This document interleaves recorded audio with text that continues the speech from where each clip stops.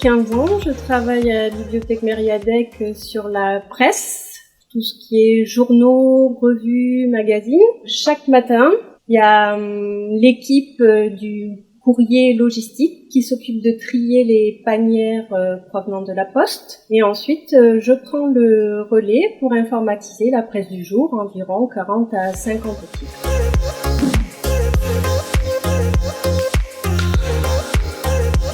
Notre priorité est qu'il se trouve le plus rapidement possible sur rayonnage des 10 heures. Donc je n'ai pas le loisir de les parcourir, je ne vois que des dates et des numérotations.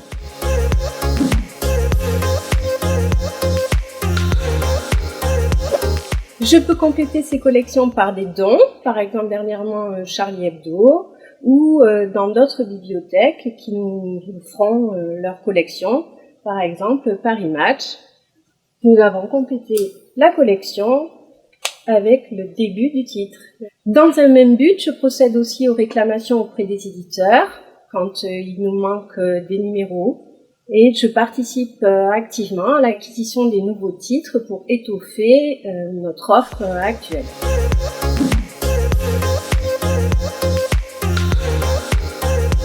J'aime voir la distorsion du temps. J'aime aussi voir la perception différente selon les époques. La presse est un témoin sociétal très fort.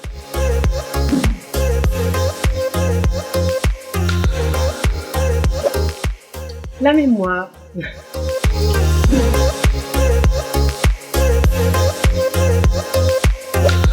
Donc, à la bibliothèque de Bordeaux, nous avons effectué un travail pionnier sur la politique de conservation de la presse. La saturation de l'espace dans nos réserves nous a poussé à écrire une charte qui nous permet de savoir ce que nous conservons ad vitam aeternam ou si nous le sortons de nos collections.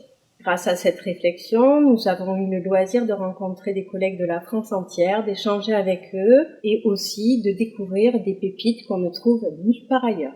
Notamment celui-ci, là, la baïonnette, la guerre vue des autres planètes.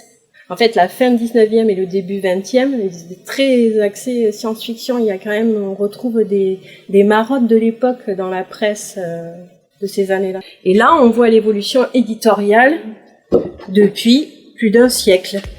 L'éditorialisation n'est plus du tout la même. Fin 19e et début 21e.